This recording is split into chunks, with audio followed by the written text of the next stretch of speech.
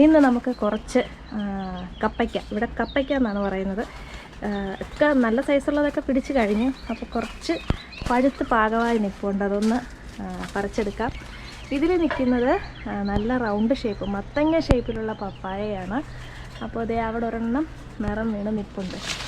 അപ്പോൾ അതൊന്ന് പറിക്കാം.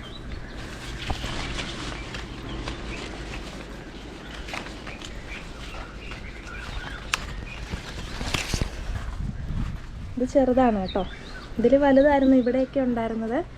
അപ്പോൾ ഇനി 2 വലിയ മരങ്ങൾ അതേ അവിടെയുണ്ട്, അങ്ങ് പോയി ടെറസിൻ്റെ അത്രയും പൊക്കത്തിൽ എത്തിയിട്ടുണ്ട്. അപ്പോൾ അതേ അവിടെ 5-6 എണ്ണം പഴുത്ത് നിൽപ്പുണ്ട്. അപ്പോൾ ഞാൻ ഏണി എടുത്ത് വെച്ചിട്ടുണ്ട്.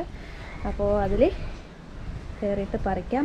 ബ്ലാക്കി വാ, ബ്ലാക്കിക്ക് ഭയങ്കര ഇഷ്ടമാണ് കേട്ടോ കപ്പയ്ക്ക. ബ്ലാക്കി